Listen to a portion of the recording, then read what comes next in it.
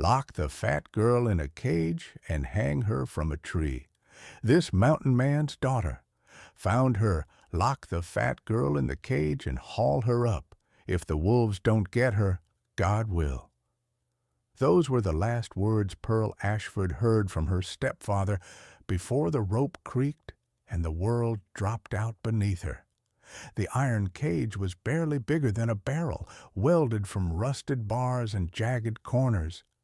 It bit into her hips and shoulders as it swung, rising higher and higher until the snow-blanketed forest floor was nothing but a blur beneath her. Her skirt bunched under her, her knees jammed to her chest. She couldn't stretch her legs. She couldn't lie down. She could barely breathe. Below, Tobias Ashford watched with a satisfied squint, breath fogging in the bitter Montana air. "Higher, boys," he barked. "If she screams, I don't want to hear it from the house." Marcus and Levi, Pearl's half-brothers, heaved on the rope, laughing as the cage scraped past a thick branch of the old oak and came to rest some 30 feet above ground. The rope groaned, the iron frame creaked, and Pearl clutched the bars with numb fingers. "Please," she choked, "please, don't leave me out here. I'll work harder, I swear. I won't eat more than scraps. I'll disappear." Tobias tipped his head back and laughed, the sound ugly and sharp against the quiet of the winter woods. "You're already halfway disappeared, girl. Nobody in Ironwood wants you around. Not the church, not the neighbors, not even your own blood." Her breath hitched. She thought of her mother, dead and buried these 4 years, the only person who had ever called her "my Pearl" instead of "that big useless thing." "You'll freeze before the week's out," Tobias said, casually tamping tobacco into his pipe. "Or the ravens'll pick at you. Either way, problem solved. Let's go, boys." Snowflakes began to fall, slow at first, then faster, swirling around the swaying cage. The men turned their backs and trudged away, their boots crunching through crusted snow. Pearl watched them go until they vanished between the pines, her tears freezing on her cheeks. By nightfall, the temperature plunged. Her fingers went numb, then her toes, then the ache in her thighs turned to a constant throbbing burn. The iron sucked heat from her like a living thing. Somewhere in the branches above, an owl hooted. Below, something moved through the underbrush, sniffing. Her voice cracked as she whispered into the darkness, to God or the trees or whoever might be listening. "If anyone can hear me, please, please don't let me die up here." If you're listening to this right now, where in the world are you hearing it from? Tell me in the comments. I'd love to know how far Pearl's voice can travel tonight. Far away, under that same hard winter sky, a mountain man named Silas Thornwood and his 8-year-old daughter Emma were following a deer trail through the snow when the wind shifted and carried a sound to them, a faint, broken whimper floating down from the trees. Silas Thornwood had lived long enough in the ironwood wilderness to know every sound the forest made, wind against pine needles, the crack of frozen bark, the high, thin cry of a hawk slicing through the sky. But the sound that drifted toward him now was none of those. It was soft, fragile, human. "Bah, did you hear that?" Emma whispered, tugging on his coat sleeve. Silas paused, holding up a hand. His breath formed slow clouds in the icy air. Emma pressed closer to him, her small mittened hand gripping his. She was fearless most days, the kind of child who climbed trees higher than she should and tried to track elk prints like her father. But even she knew the forest had rules, and sounds that didn't belong were warnings. There it was again, a thin, broken whimper drifting between the trees. Silas turned his head sharply toward the old oak grove. "Stay behind me," he murmured. Emma nodded, swallowing hard. They moved quietly through the snow, Silas's long stride softened by instinct and Emma copying his steps. The forest grew denser, branches weighed down with fresh powder. A faint wind rattled frozen needles overhead. Then Emma gasped. "Bah! What is that?" Silas followed the direction of her trembling finger and stopped cold. 30 feet above them, swinging gently in the wind, hung an iron cage, and inside, slumped against its bars like a broken doll, was a woman. Her hair was stiff with frost, her cheeks swollen and raw, her hands gripping the bars as if they were the only things tethering her to life. The cage rocked with each gust, scraping metal against bark with an eerie screech. For a long moment, Silas didn't breathe. He'd seen cruelty in his lifetime, famine, flood, the savage aftermath of frontier justice gone wrong, but nothing like this, nothing so deliberate, so intimate in its intention. "Bop, she's alive." Emma's voice broke. "I saw her move. I swear I saw her."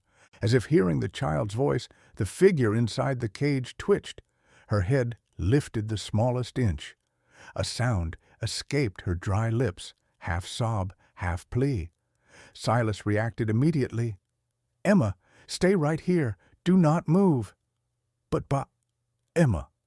Her lip trembled, but she nodded. Silas slung his rifle off his shoulder, tied it to a low branch, and without hesitation began climbing the nearest trunk. He moved like a man who'd been climbing trees since he could walk. Swift, sure, every muscle engaged. Bark tore under his hands, flakes of ice falling to the ground. When he reached the thick branch holding the rope, he saw the full horror of Pearl's condition. She wasn't just cold, she was near death. Lips cracked and bleeding, skin pale and waxy, arms trembling violently from the effort of staying conscious. "Miss," Silas said, his voice steady but urgent, "I'm going to cut you loose. I'm going to get you down. You're safe now. You hear me?" The woman's eyes fluttered open, dull, unfocused, but alive. Her breath escaped in a faint whisper. "Please, don't leave me." "I won't." Silas nodded once. "I don't leave people." He braced himself against the branch, gripping the rope with one hand, and pulled out the hunting knife strapped to his boot. The rope was thick, frozen stiff, but he slashed through the fibers with controlled strokes. Each strike weakened the tension. Below, Emma stood with both arms stretched up as if she could catch the falling stars. "Bah! I'm ready. I'll help." Silas's throat tightened. "Good girl." With a final cut, the rope snapped. The cage lurched downward, falling a short distance before the second rope Silas had rigged from his belt caught the weight. He lowered it hand over hand, muscles straining, until it touched the snow. Emma ran to it instantly. Miss, can you hear me? We're here. We're here." Silas slid down the tree in seconds, landed hard, and rushed to the cage. He ripped open the rusted latch with brute force, wrenched the door aside, and carefully lifted Pearl out. She sagged in his arms, her body limp but warm enough that he knew there was still time. Her head dropped against his chest. Her voice, barely audible, rasped against his coat. "Don't let them hang me again." Silas looked down at her, at a woman who'd been treated like something less than human, and something inside him hardened with a vow he didn't speak aloud. "No one," he said quietly, "will ever put you in a cage again." Emma tugged on his sleeve, eyes bright with fear and determination. "Bah! We have to take her home. We have to save her." Silas gathered Pearl closer, lifting her easily into his arms. Yes, he said, we do.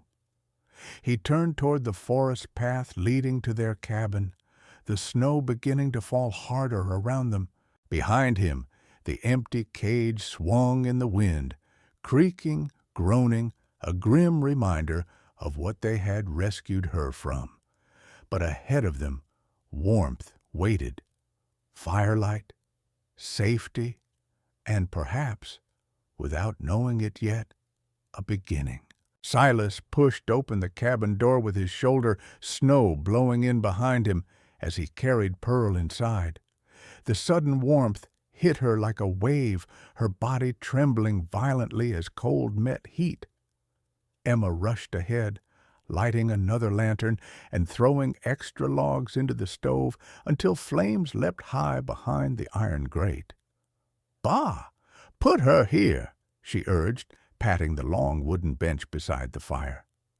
Silas laid Pearl down with the same gentleness he'd once shown his wife when she'd been feverish years ago. Her head lolled, her breath thin as mist. He stripped off his coat and draped it over her, then reached for a wool blanket from the rocking chair. "Emma, fetch the kettle," he said, voice steady, though his hands were tight, "and fill the tin cup halfway." Emma scrambled, her small feet thudding softly across the wooden floor. She returned, clutching a steaming cup with both hands. Silas knelt beside Pearl, raising her head slightly and touching the cup to her lips. "Easy," he whispered. "Don't swallow too fast." Pearl's cracked lips parted, a trembling sip, then another, water running down her chin. When she coughed weakly, Silas steadied her, his hand cupping the back of her head. "That's it, just like that."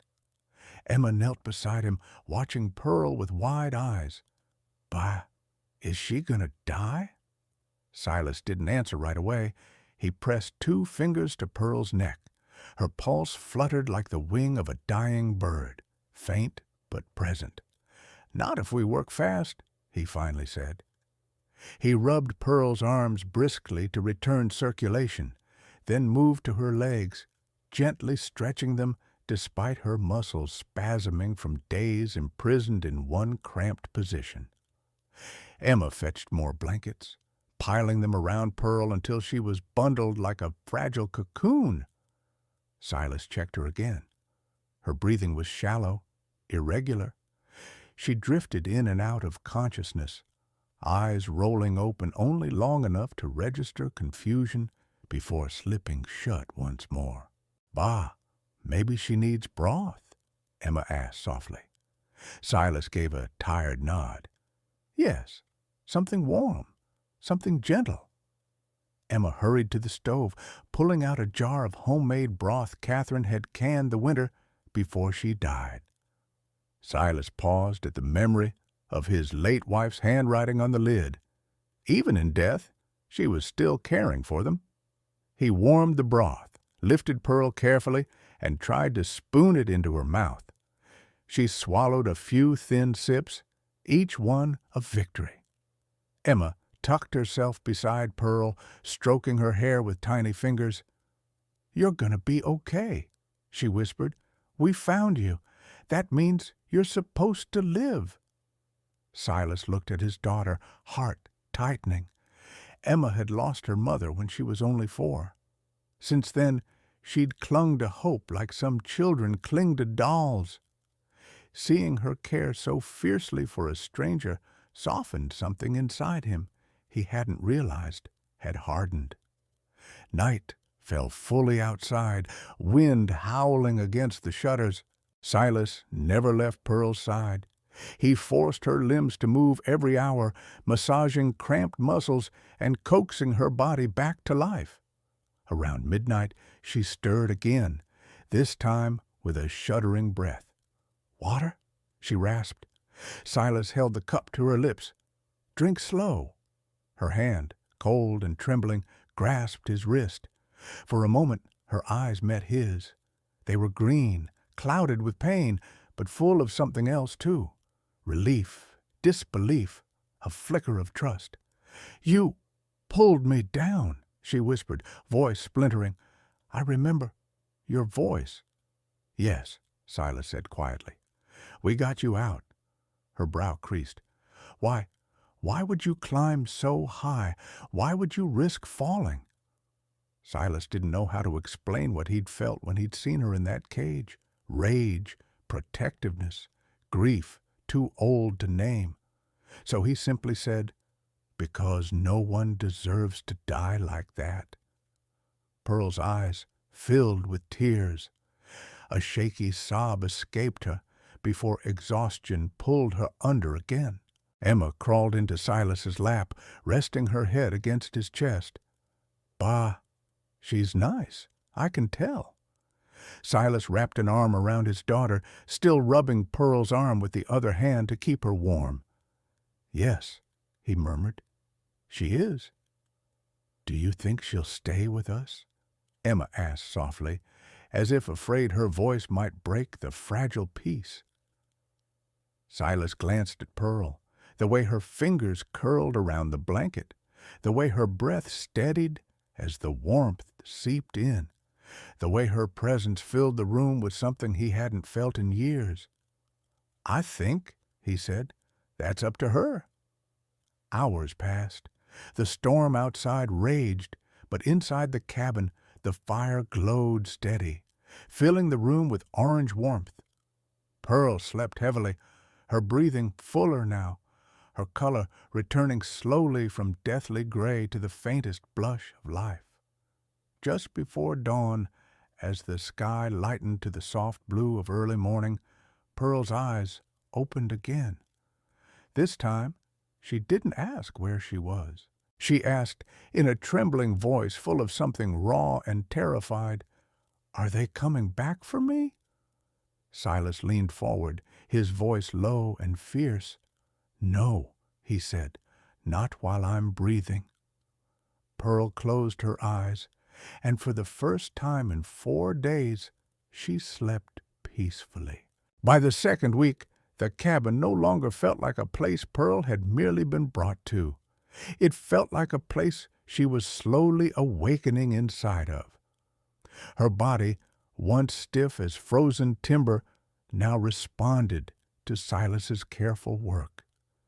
Every morning he helped her stretch her legs, supporting her weight as she tried to stand, his hands warm and steady around her waist. "Lean on me," he said each time, never sounding impatient. "I'm too heavy," she whispered once, shame creeping up her throat. Silas's brows drew together in a frown that wasn't anger, just surprise. "Pearl, you weigh exactly what a living woman weighs. Don't say otherwise." Those words stayed with her for days. Emma stayed at Pearl's side from sunrise to sundown.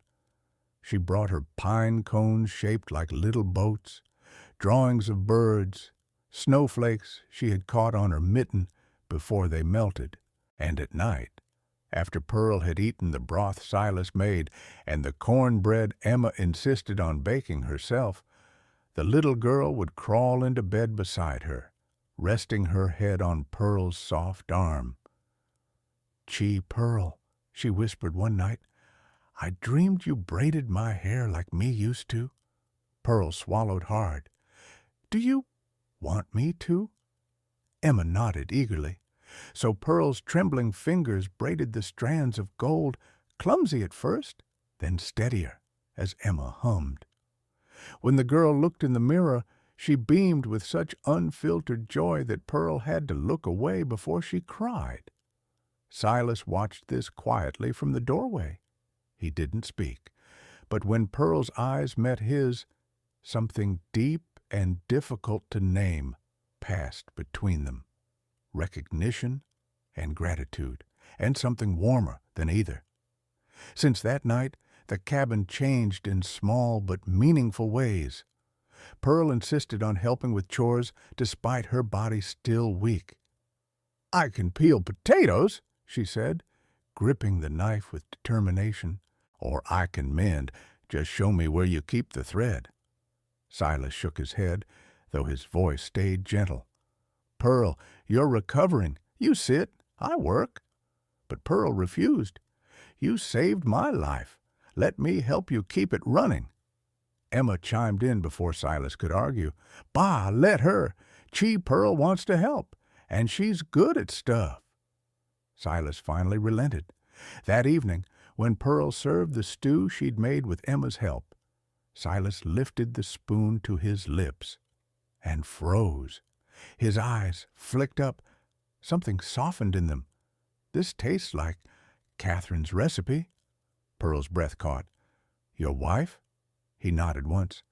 "She made stew like this in winter. It warmed everything." Pearl looked down. "I'm glad it warmed something now." It warmed more than something. It warmed the part of Silas he'd boarded up with grief, the part that hadn't dared imagine another woman's presence in his home ever again. Days passed, the snow outside growing deeper, the forest quieter. Inside, warmth grew thicker. By the fire, at the table, in the sound of laughter returning to a place that had forgotten it. One morning, Pearl decided it was time to try standing without Silas holding her. She braced herself against the table, her legs trembling like new fawns. Silas hovered nearby without touching her, hands half raised. "You don't have to do this alone," he said softly. "I know," she replied, breathless, "but I want to see if I can." Emma clapped her hands. Pearl's walking." Pearl took one step, wobbled, took another. Her knees buckled. Before she hit the floor, Silas swept forward, catching her against his chest. The world spun, her breath short from effort. But when she opened her eyes, all she saw was his face close to hers, his breath warm on her cheek, his arms around her as if she were something precious. "Easy," he murmured. "You're pushing too fast." "I'm sorry," she whispered, embarrassed. He shook his head. "Don't apologize for standing." But she wasn't embarrassed because she fell. She was embarrassed because being in his arms felt like safety she hadn't earned. Later, while Emma played outside in the snow, Silas helped Pearl sit by the fire. Instead of stepping away quickly the way he usually did, he sat beside her. Close enough she felt heat radiating from his shoulder. For a while they said nothing. Only the fire spoke, crackling softly. Then Silas said quietly, "Pearl, why did they do that to you?" Her breath hitched. It was the first time he'd asked. "My stepfather," she whispered. "He said I was too big, too useless, too expensive to feed. He wanted to be rid of me, but not be blamed." Silas's hands clenched slowly. "So he hung you in a cage to die?" Pearl nodded, tears pooling in her lashes. "I'm sorry," Silas said, not as pity, but as fury held back by tenderness. "I'm sorry the world treated you like that." She looked at him, startled. "The world?" He met her eyes. "I am also part of the world, but you're here now, and nothing like that will touch you again." Pearl didn't know how to respond. No one had ever spoken of her with such certainty. Outside, Emma called through the window, her voice ringing like a bell. "Bah! Pearl! Come look! I made 3 snow people, one for each of us." Silas stood, offering his hand to Pearl. "Can you come outside yet?" Pearl hesitated, but placed her hand in his fingers wrapped around hers, calloused and warm. "I'll hold you," he promised. She believed him. He led her outside, arms steady at her waist, Emma bouncing around them like sunlight in human form.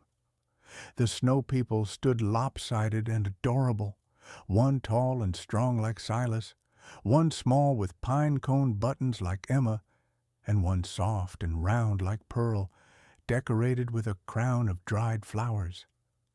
"That one's my favorite," Emma said, pointing at Pearl's snow figure, "because she looks happy." Pearl's throat tightened. She was happy. Maybe for the first time in years. Silas watched her with something soft, something slow-burning, something that might one day become too big to ignore. And Pearl felt it, like warmth spreading from the fire to her heartbeat, like safety becoming something deeper. Winter deepened over Ironwood, laying thick sheets of white across the cabin roof and muffling the world in a soft, deceptive quiet. Inside, however, life had taken on a rhythm Pearl had never known. Warm bowls of stew, Emma's laughter echoing against the wooden walls, Silas's steady presence moving through the house like a heartbeat. But safety, Pearl was learning, could be as fragile as frost on a window pane. It began with Silas noticing things, broken twigs in the tree line, tracks in the snow that didn't belong to deer or elk, the faint scent of tobacco drifting on the wind. He never said anything at first. He simply grew more watchful, more still when he stood in the doorway, more deliberate when he checked the windows before bed. Pearl noticed, too. One morning, while stirring porridge, she saw him loading his rifle with unnecessary care. "Silas," she said softly, "is something wrong?" He paused. The bullet half slid into place. His jaw worked once before he answered. "Tracks near the river. Fresh ones." "Human?" she asked, though she already knew. He nodded. Fear prickled down Pearl's spine like cold water. She set the wooden spoon down, gripping the edge of the table so tightly her knuckles whitened. "They're looking for me," she whispered. "Aren't they?" Silas didn't lie. "Yes, I think they are." Pearl's legs trembled. The cabin wall suddenly felt too close. "Silas, if they find me—" "They won't." His voice was calm, but beneath the calm was steel. "They won't come within a mile of this place." She wanted to believe him. God, she wanted to believe him so badly her chest hurt. But fear was an old, familiar friend, one that knew how to curl around her ribs and squeeze. Emma ran inside just then, cheeks flushed from playing, her braids dusted with snow. "Bah! I made snow angels. Come see." Silas forced a smile and brushed her hair back. "In a moment, pumpkin." Emma stopped, looking between her father and Pearl. She wasn't old enough to understand danger, but she was smart enough to sense tension. Her small hand slipped into Pearl's, warm and trusting. "Are you okay?" she whispered. Pearl swallowed. "Yes, sweet girl, I'm okay." But she wasn't. Not really. And later that afternoon, as she and Emma folded laundry by the fire, Pearl told the truth she'd been holding back from them both. "Emma," she said quietly, "can you go fetch more firewood?" Emma nodded and darted out the door, her tiny boots crunching through the snow. Pearl folded a shirt with trembling fingers. "Silas, I need to tell you something." He looked up from sharpening his knife, brows drawn slightly. "I'm listening." "My stepfather didn't just hurt me," she began. "He hurt others. He sold people. He cheated land deeds. He stole from ranchers. And when I tried to stop him, when I told him I would go to the sheriff, he said no one would believe a fat, useless girl." Silas's jaw clenched so tight, a vein ticked in his temple. "So he decided to silence you," he said. Pearl nodded slowly. "He said if the world didn't value me alive, it wouldn't miss me dead." Silas leaned forward, setting the knife aside. "Pearl, why didn't you tell me sooner?" She lifted her eyes to his, fearful, ashamed. "Because I didn't want you to regret saving me." Silas stiffened, shock flickering across his face like lightning. "Regret saving you?" Pearl pressed a hand to her chest. "I thought if you knew they were dangerous, if you knew they were coming, you might decide it wasn't worth it." Silas rose from his chair so suddenly she flinched. He crossed the room in 2 strides, kneeling in front of her. His hands took hers, rough palms wrapping around her cold fingers. "Pearl," he said, voice low, fierce, "there is nothing in this world that could make me regret pulling you out of that cage. Nothing." Her breath caught. Tears gathered. He held her hands tighter. "You are not a burden. You are not a mistake. And you are not something I would ever give up." Her heart beat so hard she thought it might burst. Just then the door swung open and Emma barreled in, arms full of firewood. "Bah! Gee, Pearl, there are footprints outside the shed." Silas stiffened. Pearl froze. Emma looked between them, confused. "Were they here before? I don't remember them." Silas strode to the window, eyes narrowing. They weren't. Pearl's stomach dropped. Emma hurried to Pearl's side, climbing into her lap. "Gee, Pearl, are we in danger?" Pearl wrapped her arms around her, kissing the top of her head. "Not while your father is here." Silas turned from the window, rifle already in his hands. "Both of you stay inside, no matter what you hear." Emma clutched Pearl tighter. "Bah, don't go far." He softened just enough to kiss Emma's forehead. "I'll be right outside." When the door closed behind him, Pearl felt the fear churn inside her like a storm. But she held Emma close, rocking her gently, whispering prayers she hadn't spoken since her mother died. Footsteps crunched outside the cabin, not Silas's, multiple sets. Low male voices drifted through the cold. Pearl's blood ran ice. Emma's fingers tightened around her sleeve. "Gee, Pearl, who is that?" Pearl didn't answer, because she already knew. Her past had found her. Silas was alone in the snow, and the danger she had feared was no longer approaching. It was here. Snow muffled everything except the crunch of boots. Slow, deliberate, circling the cabin like wolves. Pearl held Emma close against her chest, feeling the little girl's heartbeat thudding fast and frightened. The shadows outside the frosted window shifted, then froze as a voice called out, "Well, well, looks like the mountain man's home." Pearl's breath stopped. Marcus. She'd know his tone anywhere. Greasy confidence, cruelty sharpened to a point. Another voice followed, deeper, meaner. "Think he'll hand her over easy?" "Levi." Emma trembled. "Gee, Pearl, those voices sound bad." Pearl didn't lie. "They are."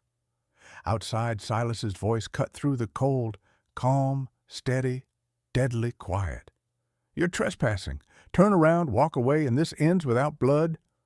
Mocking laughter erupted. "Trespassing?" Marcus drawled. "We came to get what's ours." "She ain't yours," Levi spat. "Never was. She's a debt, a mouth to feed, a piece of useless meat." Pearl flinched hard. Emma wrapped her arms around Pearl's neck as if she could shield her. Silas stepped forward. Pearl could see his shadow through the window, broad shoulders squared, rifle lowered, but ready. "You hung her in a cage to die," he said. "She owes you nothing, and now that she's under my roof, you'll treat her name with respect?" Marcus snorted. "We'll treat her however we damn well please. Now hand her over, or we take her." Silas's voice dropped an octave. "Dangerous. Final. You try to take her, and you die on this mountain." A beat of silence. Then footsteps crunched closer. Pearl's heart slammed into her ribs. She rose to her feet, even though her legs were unsteady, placing Emma behind her. Through the window, she saw Marcus lift his rifle. "Last chance, mountain man." Silas didn't move, and Pearl couldn't take it. She couldn't stand behind the wall while the man who saved her faced her monsters alone. She rushed to the door. "Pearl, no!" Emma whispered, grabbing her hand. "I have to," Pearl said softly. "He needs to know he's not fighting alone." She slipped outside before Emma could stop her. Cold wind whipped her hair as she stepped into the snow, night stretching wide and silent around them. Silas turned immediately, eyes flashing with surprise and fear. "Pearl, get back inside." But Pearl stayed where she was, breath visible in the frigid air. Her knees trembled, but her voice didn't. "No, I won't hide from them any more." Marcus burst into laughter. "Look at that! The fat girl learned to stand." Levi grinned. "Shame we didn't bury her instead of stringing her up." Silas took one step forward, fury burning like wildfire under his skin. "Say another word." Pearl's hand brushed his arm. He looked at her, really looked, and something shifted. His breath steadied. Pearl turned toward her brothers. For the first time in her life, she stood without shrinking, without apologizing for her existence. "I'm not going with you," she said. "Not ever again." Marcus sneered. "That ain't your choice." "It is," Pearl said, voice firm though her hand shook. "Because he saved me, and because I'd rather die here than return to the people who tried to destroy me." Silas lifted his rifle, not aiming, just warning. Marcus spat on the ground. "Then die it is."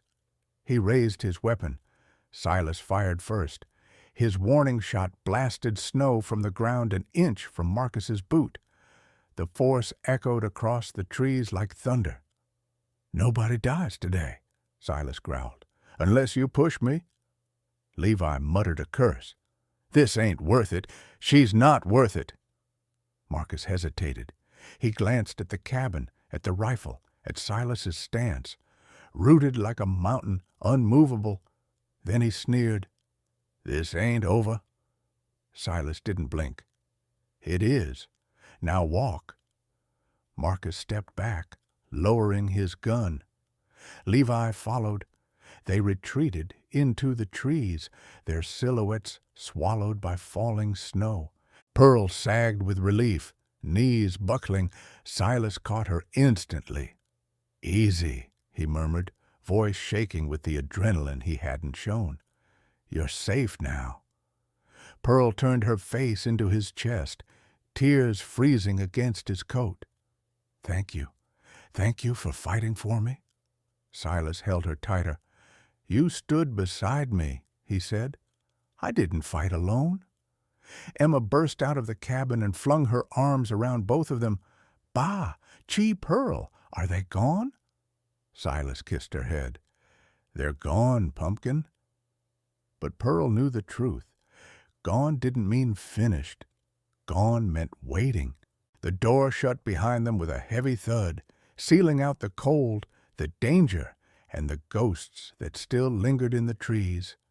Inside, the cabin glowed with soft lamplight, golden, trembling, alive.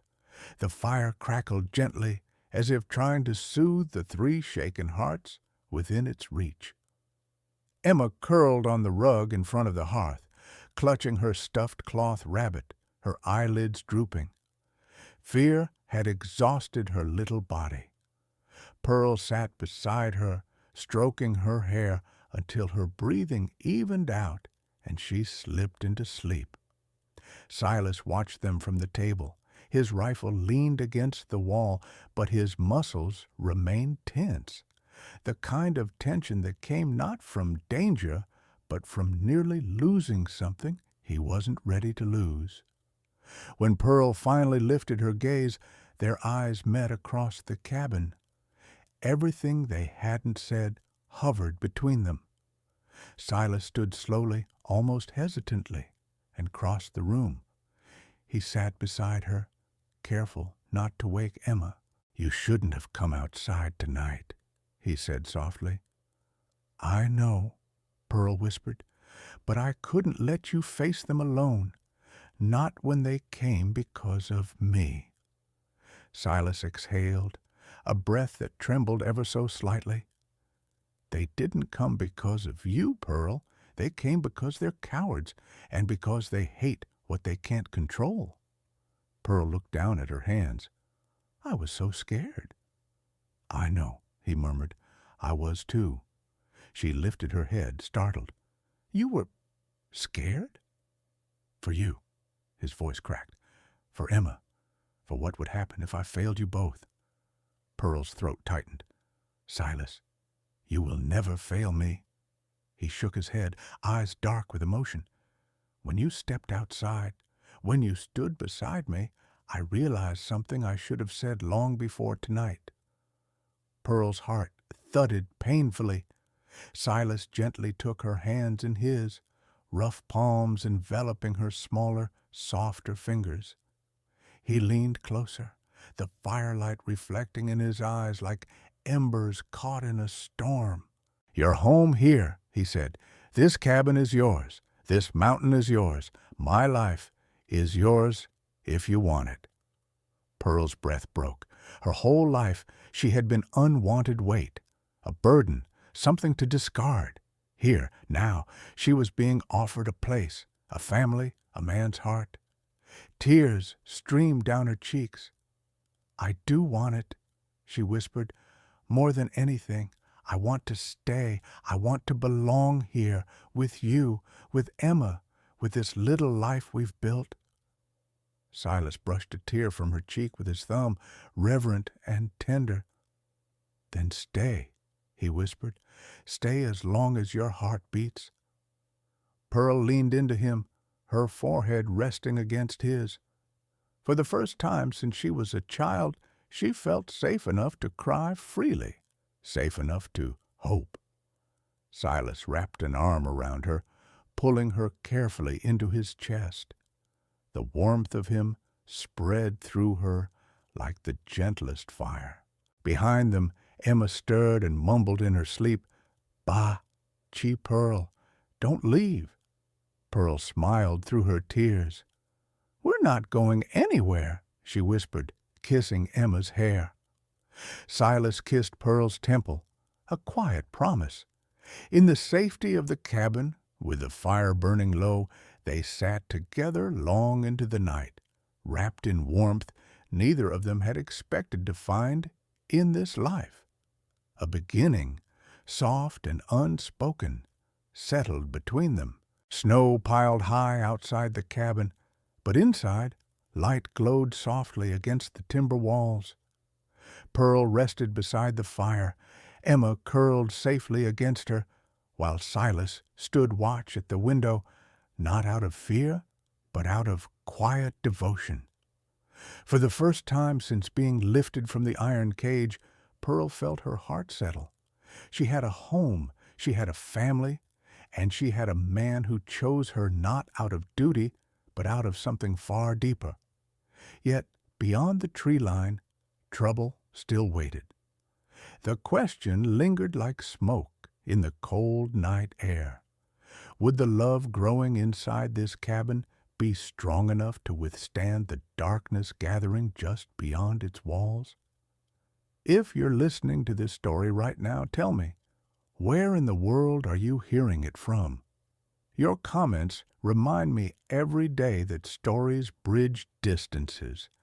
And if you still believe in love that survives against all odds, don't go far. The next chapter is waiting for you.